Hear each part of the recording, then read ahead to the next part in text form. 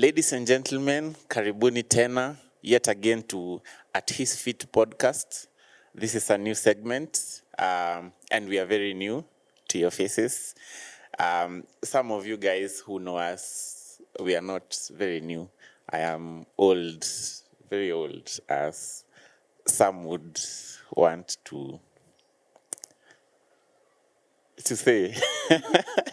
Wengine husema mimi ni baby boomer, but I am like a millennial to the core. My name is Denver, and we hope that you enjoy our conversations, you enjoy our ministry, and you enjoy being at his feet. Yeah. By the way, sikusemei jina yako. Wewe ndio unajiintroduce. My name is Dorcas Kimeli. Hivyo tu. Na vile nimejaribu kuweka content hapo. At least podcast ikae. Tuko na content. So, okay. Ni sawa. So, just to go bare knuckle, to lay things bare. We are part of the youth ministry at AIC Milimani, Nairobi, Kenya. You know, there are several AIC Milimanis. Yeah, so Nairobi, Kenya. Mi ni mse wa Nairobi, venye naeza, I don't know. Mi ni mse wa Nairobi, but niko na ushamba kiasi. But wewe, naeza sema wewe ni mse wa kukuja. Mimi nimekuja Nairobi. But unajua wase wenye wamekuja Nairobi wanakuanga they catch up faster than watu wa Nairobi. Sijui kama ushai feel kitu kama hiyo. There's a little of okay. Why are you calling him now? Well, you need to call him always. Yeah, so kuna hiyo guy akiwa hauna maoni. Kwani utablush the entire segment? Nini ni ngumu? Hiyo conversation ni ngumu. Hauja catch up. You are the exception. Mbona unaendelea? Okay, sawa. By the way, tuna record.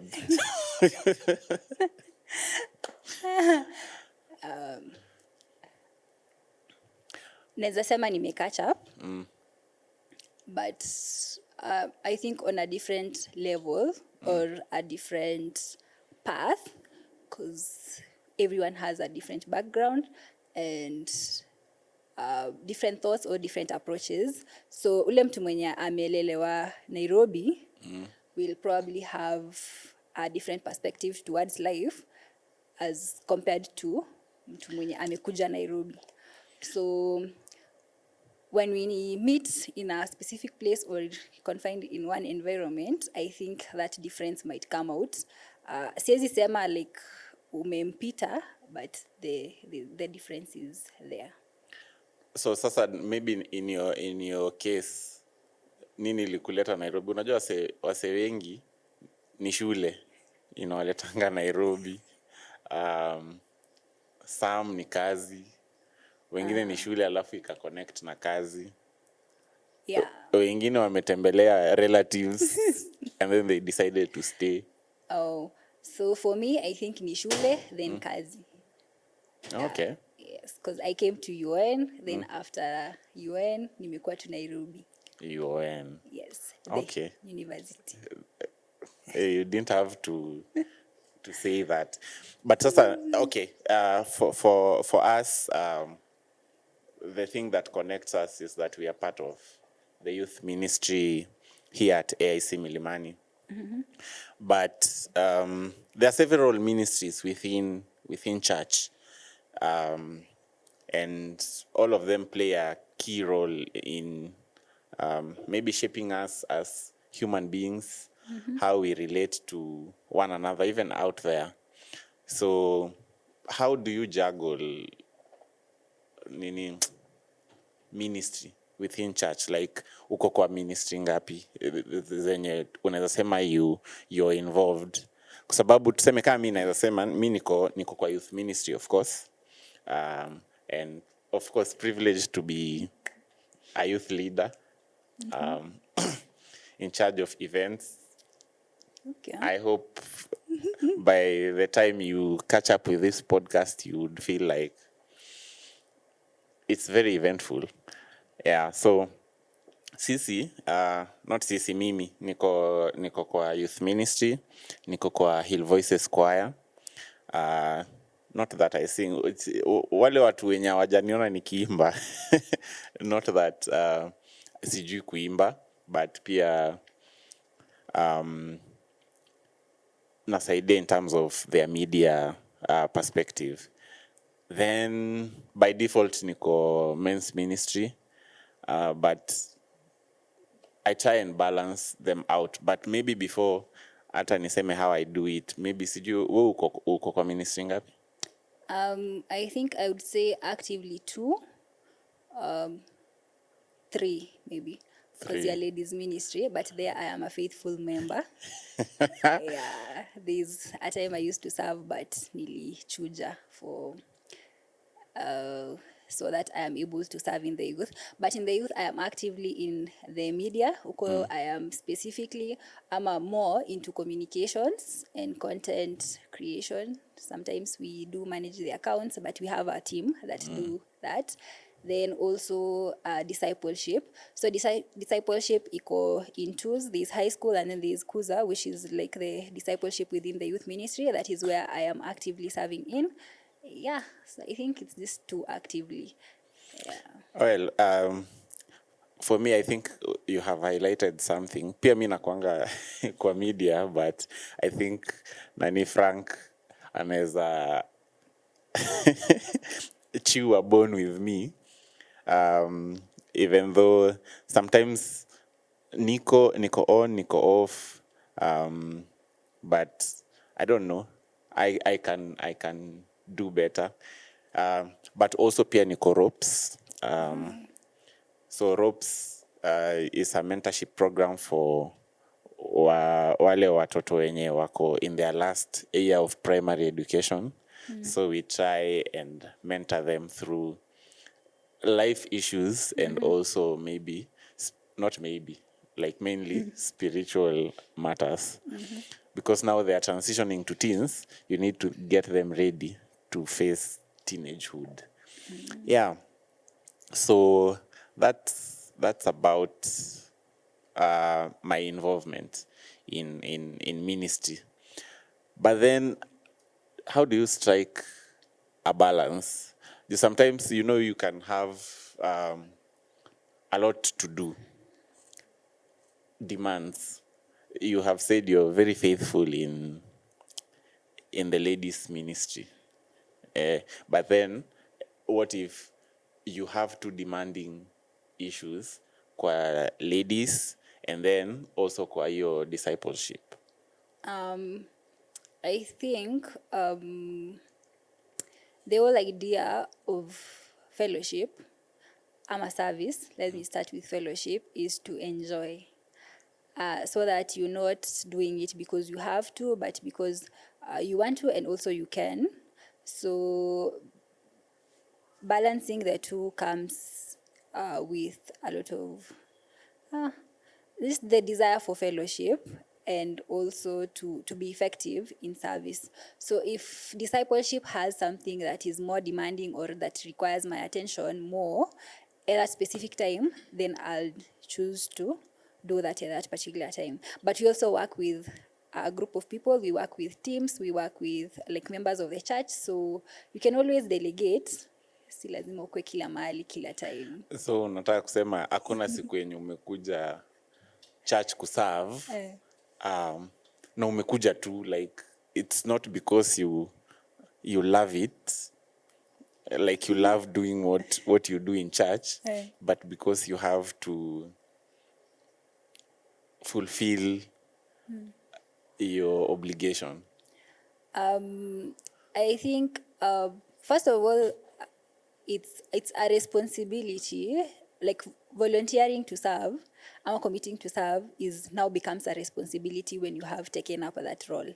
So of course kuna zile times zenye you will be somewhere because you have to be there and because you promised people that you will be there. But I think also the secret or what keeps me going is understanding that whatever I am doing it for the glory of God, of course. But also, I have learned to do what I enjoy most. So you will find that hizo vitu zenye nimesema I am engaged in, I don't struggle with them. There are things that I like doing. So you will probably find me there because I want to be there, because I like being there. Hata kama ni I have to be there because now I need to be there, nitakuwa ninafurahia whatever I'm doing. So yeah. Unajua wewe okay, maybe the audience might not know, hii ni kumwanika. Right. Wewe, you do a lot. You in ministry. Hata okay. Discipleship, ladies ministry, kwa media, you read, you watch movies. When do you work? I work basically all the time. Like I live at work, I come home sometimes. Like, cause I work on Saturday to Wednesday from 7 a.m. to 6 p.m. sometimes from 10 a.m. to 9 p.m. Like that's basically half a day at work. But you have the other half of the day for yourself. So you can do a lot with 12 hours. You can sleep for 6 hours, then the other 6 hours you do.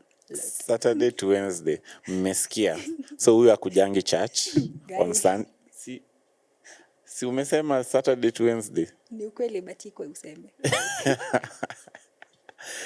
Yeah, so how does that work for you? Like for someone who is active in ministry, yet the times when maybe as the norm would suggest that at this time ndio watu sasa ministry inakuwa imeshika, especially during the weekends, and then those are the times when you're totally not available, but you're very active. I think like I said before, committing to serve ama choosing to serve becomes a responsibility once you are there. So lazima ujipange, utafanya hii saa ngapi na hautafanya hii saa ngapi. So that for me, deciding that I'm going to go into media communications and content creation, I don't have to be physically in charge to do anything, like to post online. I don't have to be physically in charge to decide what goes out online leo ama what doesn't, you get. Like I don't have to be physically in charge to decide a caption for a poster. So I just have to be there. Nikwe tu kwenye niko, ni decide what, like that is what works for me. Then also for discipleship, we usually do whenever we are available. So venye kuza iko structured, people meet when they are available, and most of the people meet online jioni. So if people are meeting online, I can be available for them online, you get. So I don't have to be here. I can still actively serve while Online jioni. And then also, but also your story, like weekends, people coming, like when people are physically here. I think also fellowship and service comes with, una decide to what works for you. Because me, there is a time I used to teach Sunday school, but when I stopped coming to church on Sunday, I can't teach Sunday school remotely. So I had to let that go. I think inafaa uongee na pasi who teach online jioni. Watoto wanafaa kulala. So okay, so your life revolves around work and church. Not really. Well, unaniharibia life wewe. No, see, I am feeding off of what you're telling me. See, pia Thursday and Friday I have a life. Hizo ndio weekends zangu. No, kulala. Kulala, kusoma, kuwatch, kutembea, kuzurura hii Nairobi, kutembelea mabeshte. Okay, for me I think kuzurura Nairobi is one of the hardest things to do. Kuzurura Nairobi. Ukiwa well, depends on where you stay. there are some places where you would be seen as if this guy is just taking a walk. Unaona, in a feel like a rich person's kind of thing to do. It's good for your mental health. I know, good for my mental health, but places zingine ukitembea uko raundi mwenda. Some years ago I was living in Nairobi. And by Nairobi I mean like Eastlands, in the heart of Eastlands. When people talk of Eastlands, which place comes to mind? Kayole. Far East. So mi nilikuwa naishi Kayole. Actually I was raised up in Kayole, so it's not like, that's why ninasema mi ni mzee wa huku. Okay. Although niko na ushamba. So wakati unatembea in Kayole, you're not walking ati for sijui for your mental whatever. Probably unatembea tu kwanza juu hauna fare, ama umekosa form, ama place maybe unaenda ni within the area. So that's probably why. Na sometimes back sasa wakati nilikuwa natafuta nasema I was in between churches. So this is all thanks to the CU that nilikuwa back in campus. Okay. Shout out Egerton University Christian Union. So nikiingia nilikuwa like I have just gotten saved, and then but nikiingia campus, my idea tukiwa high school kwa naambiwa hauhitaji kusoma sana ukiwa campus, like ukishapita tu high school campus ni rahisi. Well, but mi nilikuwa natakanga tu niende niingie campo. But my idea was to go and have fun, to celebrate, but also I wanted to make my parents proud that wamesomesha mtu mpaka campus. Nimesoma hadi campus, msinione hivi. So what happened ni wakati tulikuwa tunajaribu kufind our way around, tuka end up in CU. So na hiyo nini yenye tuliingia nayo huko, tulipata CU iko very fiery and all that, and then nika realize, by the way, church can be really good. Na back then unajua ulikuwa unafosiwa kwenda church. So by the time inafika Sunday asubuhi, you're like, now you have to wake up again, uoge, uvae nguo specific, muende church, uitishe sadaka. Ora. But then sasa coming from campus, nika realize by the way, this thing you can be even more intentional about it, and you can enjoy worshiping God. So when I came on long holiday, nikaanza kutafuta kanisa ile yenye ati na feel ni I fit. So nikatafuta, so that's why I was now in between churches. Naenda hii church huku, na realize haijaninyaka vile. Nyaka ni kufanya nini? Aya, ladies and gentlemen, hapa ndio unajua ule mse mwenye amekuja, mse wa kukam Nairobi. Huyo hajazaliwa huku, hajui kunyaka ni kufanya nini. So kunyaka ni kushika.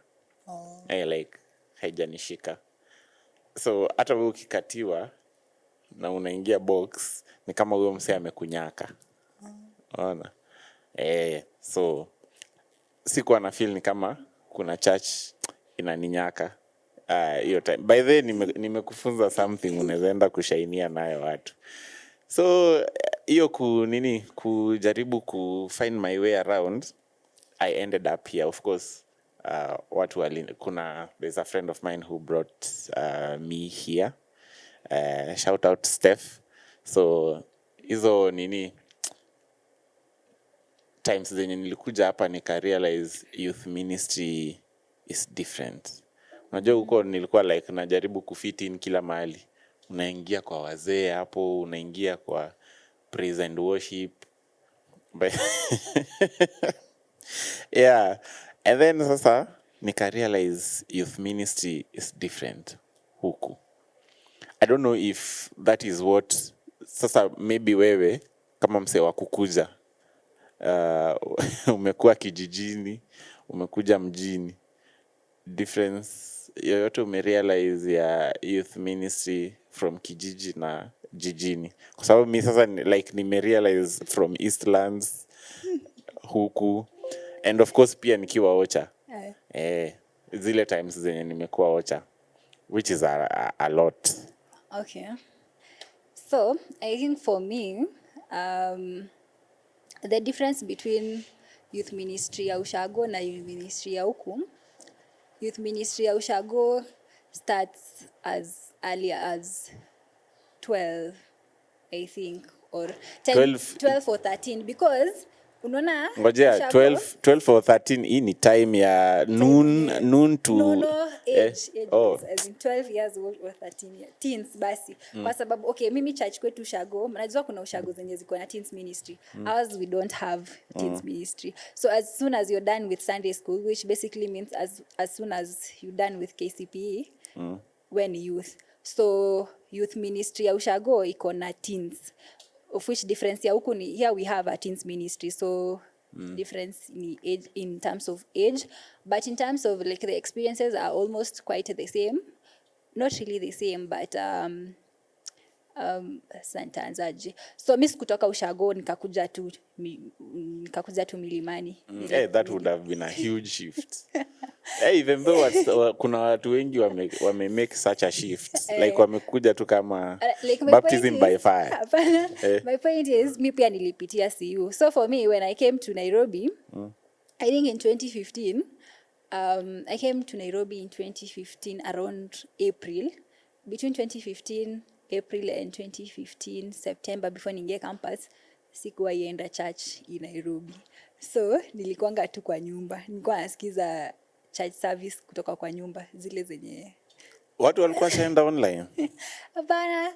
Ama zile za TV. Ukiwa kwa estate kuna church tuko karibu na nyinyi wana preach. So but haikuwa mbaya hivyo like so like I started going to church when I went to campus. I went to the CU. So the very first day tulikuwa, we met some guys hapo. Nakumbuka I met some guy wale wa usually when first years are coming the CU does orientation, so unapata hapo kuna tent ya watu wa CU, watu every other organization including the academic organizations. So I met the CU guys, then nika join the CU, then I served in the CU. After campus ndio nika realize nafaa kutafuta church, but pia after campus nilikuwa bado naenda CU once in a while because sikuwa na church. So nilikuwa naenda church ingine leo, nikiona hainibambi probably next week nitakuwa CU. Then I remembered kuna time nilikaa nikajiambia, by the way there's a time nilikuwa nimeletwa Milimani na nimeona umefanya shout out. So mimi nililetwa na Charlene. For those who don't know Charlene, she's a medical doctor. So Charlene alikuwa ametuleta hapa Milimani, I think 2017. I was in second year then. Charlene Biwot. Alituletanga youth ministry. Charlene Biwot. Aliolewa? Aliolewa. Okay, nitaweka pin hapo. There is something I think we need to tell guys.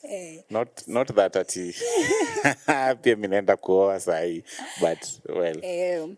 So after I had struggled with looking for churches uko nje, but sikujaribu sana by the way. I think I only went to 2 churches. Nilienda moja Kiserian, by then nilikuwa naishi Kiserian. Nikaona haishiki, then nikaenda mlikuwa mnaruka sana. Unajua kanisa za Wamasai kuruka walikuwa naruka, but kuna tu hiyo siku feel tu in place. Alafu pia hakuna service, ilikuwa inaisha tu kila mtu anaenda. Which hiyo ndio difference sasa ya huko na huku watu wanahangingi around hadi saa 2. So nyinyi ni wale mlicreate hii meme ya ati wakati church imeisha ati watu wasikue quick kutoro. Sijui hiyo ni meme gani? I don't know by the time tunamaliza hii segment kama tutapata hiyo nini ya kupin. Tutaipata. Bas hiyo. Yeah. So but the difference between now then na huku I think I find it here interesting. Like kuna tu unataka tu people have conversations zenye ni interesting. So ndio maana nasema like nilifika huko church inaisha then everybody goes home. Well, I think churches are different na in a highlight the way people are different. You see now probably the way we found this place ideal for us, wale wenye wako huko, it's also ideal for them. Sure. Yeah, so sometimes it's where you feel at home. Yeah. Most of the time. So wakati there was a pin tulikuwa tumeweka mahali nikisema Shalina ule mwenye aliolewa. So the way we are structured at AIC Milimani Nairobi ni kwamba the youth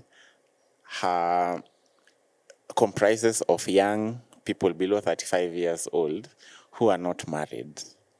Sindio? Na once you get married, there are probably some conversations you may not necessarily have with people who are not. Kuna mashida uko nazo zenye hatu relate. We hope that one day we will be able to relate. But essentially from 18 years to 35. Now, you highlighted something very important, even for myself back at home.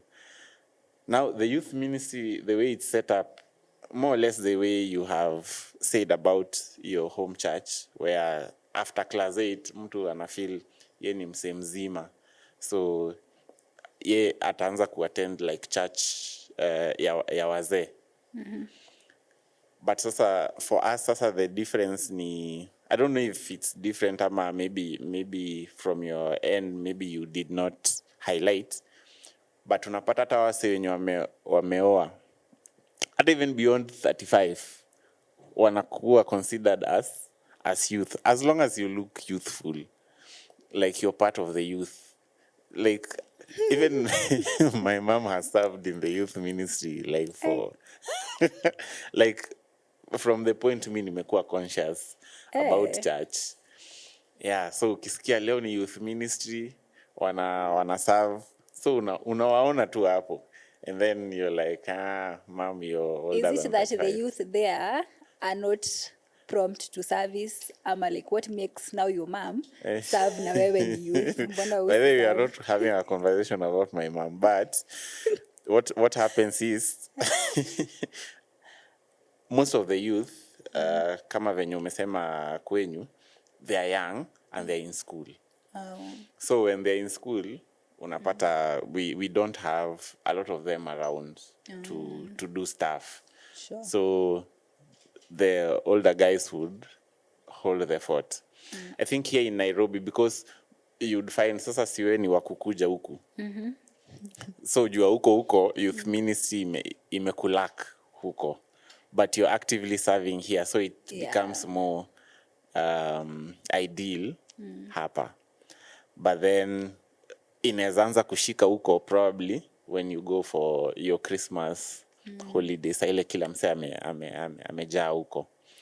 Yeah, so that's the dynamics. So nikienda sometimes after picking lessons from here, unataka uende useme huko, by the way watu wenye wameoa wafai kukua youth ministry, and then you realize by the way this is a war that you cannot win. Hata in fact you would be a stumbling block to ministry. But I think it would be more ideal if they offered guidance now to the young ones, because nakumbuka pia the same concept it used to happen pia huko kwetu, but it reached a point whereby hata wewe unajiambia well tuko 13 years old, but if you are 13 years old like 10 of us, that makes us 10 youth. You get so you can still serve if it's service, because pia ushago si ati mtaambiwa ati mfanye kitu meja sana. Unaweza ambiwa tu nyinyi leo ndio mna asha. So ushering is kusalimia tu watu na kuwakaribisha church By the way, so you can do that as a youth. mimi I don't know, but mse mwenye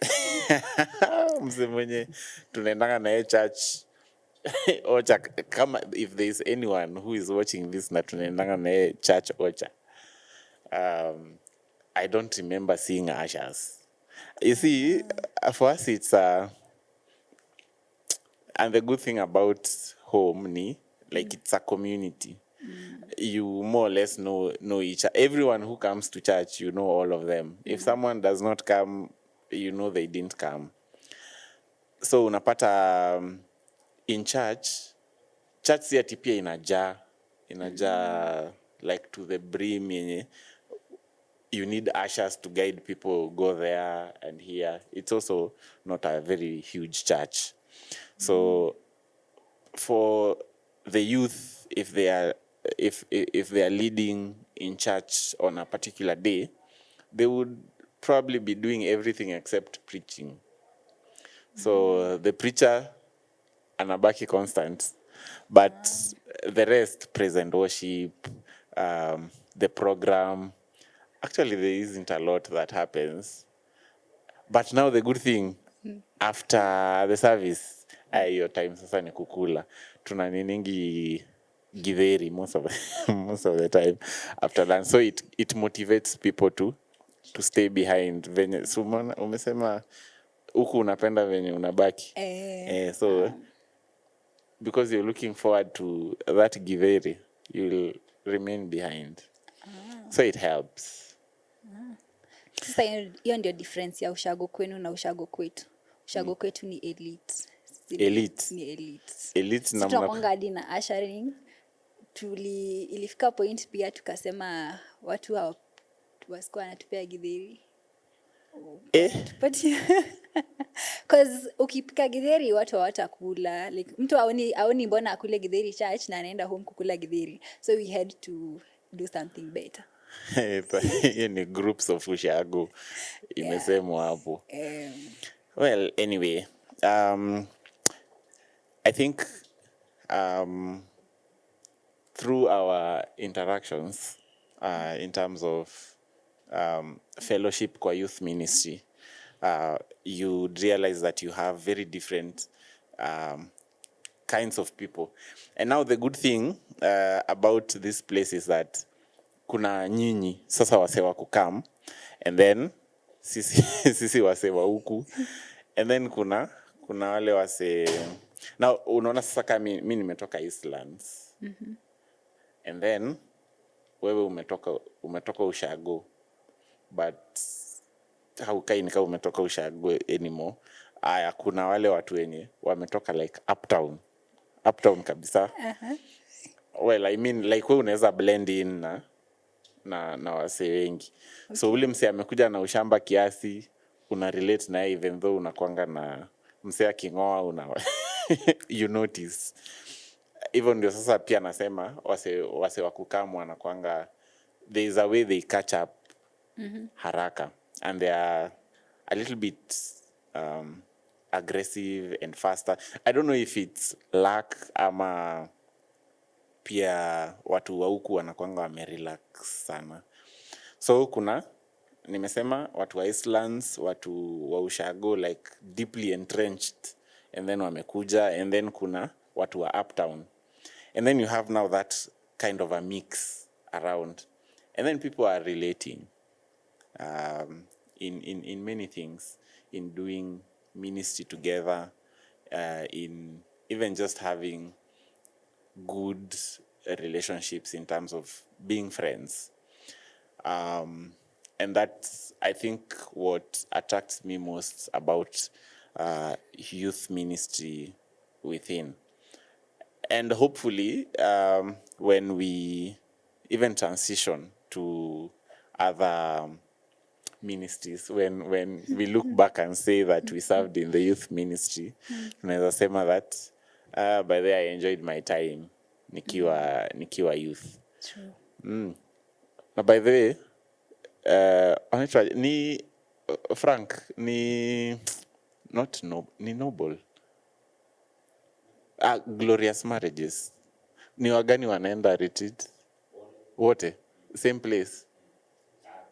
Same area, different hotels. Walikosa venue. So unaona Noble Marriages wanabaki Nairobi. Glorious Marriages wanaenda kucelebrate kwingine. They are having a retreat. So once we have transitioned from youth ministry tumeingia kwa those ministries, you will look back and say, nilimanage to get through this thing. I don't know, do you ever feel like it's a stretch when you think about those guys? Yeah, first of all, I think like kuchukua your step. No, it's not just you're changing ministries. You're getting married.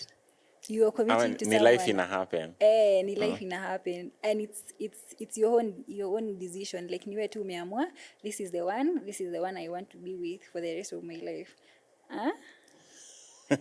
Yeah, so I think it's sometimes it feels scary, and then sometimes it feels like, of course kuna hiyo excitement inakuja, like a little excitement within, hata si without, yenye una feel like okay, but I think to me it's inakaa too scary in the sense that maze, you have never been there before, so you don't know what to expect, but hopefully we'll get there and we will look back, as you're saying.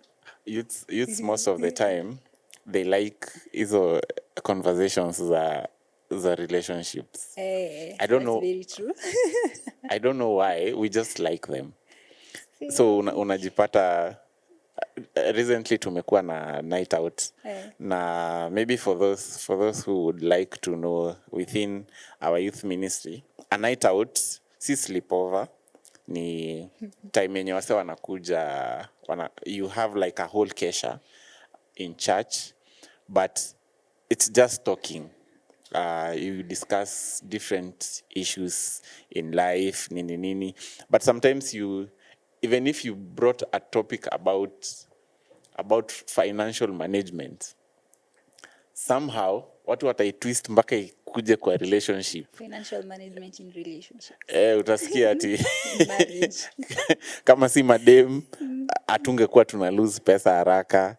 Or if you're discussing about ministry, watu wataongea alafu usikie ati by the way unajua the first ministry ni your family. So kama if she's not happy, wachana na kila kitu unafanya, and then now the discussion ina change, inaanza kukua about relationships. But we hope at the very least that when we continue with our segment of the podcast, that we will keep it factual, first and foremost. We will keep it very engaging, and we will stay within the topic. I don't know. We can try and do that, right? Yeah, sure. Yeah. But we will talk about relationships. We will try.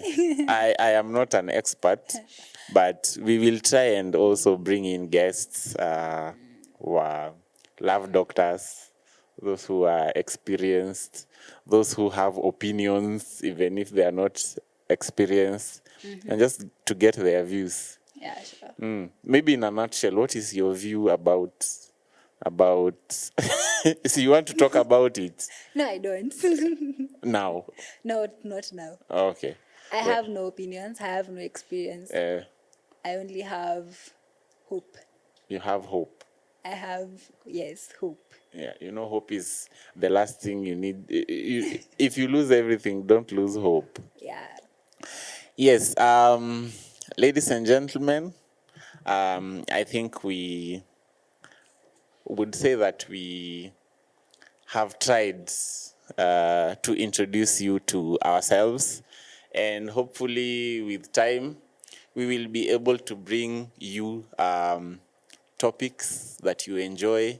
We will be able to have discussions on questions that you have. Even within the comment sections, you're invited to write whatever you would want us to discuss, what kinds of guests you would want us to bring here. And it's an easy segment of the podcast. So feel free, reach out to us, and we invite you to our church as well. Attend our youth ministry, and maybe you would get a gist of what we are discussing and relate to some things we may be talking about. Zinaweza kuwa context specific. If you're part of the youth at AIC Milimani, you would realize. If not, maybe it would trigger something in you, maybe from what you do within your church. And we hope that the conversation goes on and we will be able to build each other up as we serve in the youth ministry.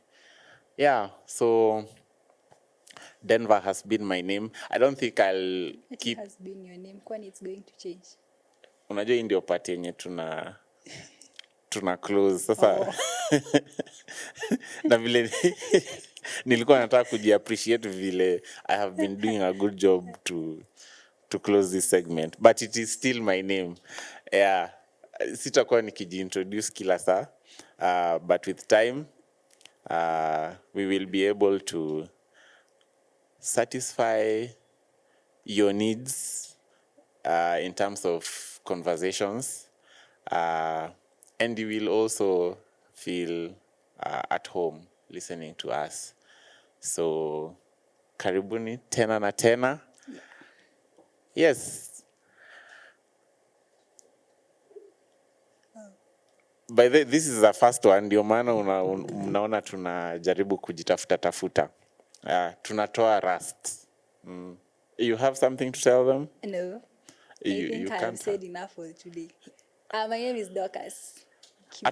Hata watu usema bye. Oh, bye. I'll see you in the next one. I'll see you in the next one. Kwani unasema tu vitu zenye ninakwambia useme? Okay, basi acha niwaambie something that... What do I do? Oh, by there tu kusema chenye anafanya. Oh, tulisema ana working Saturday to Wednesday. Yeah, that is basically what I do. Oh, karibuni sana Milimani, by the way. This as I said hapo mbeleni, this is it's a very good environment. Mi upenda vile si interact hapa, so I wouldn't mind having new people here. So, yeah. Bye. Ngoja, umerealize hujasema chenye unafanya? Oh, nafaa kusema chenye nafanya. What I do for a living. Wewe ukutuambia what you do for a living? I breathe in and out. That is what I do also. I breathe in oxygen. Sijui una breathe in nini. Yeah. I take people's breath away. Anyway, have a good one. Subscribe, like, share. See you in the next one. Okay. Situmalize sasa. Umengojea ishe.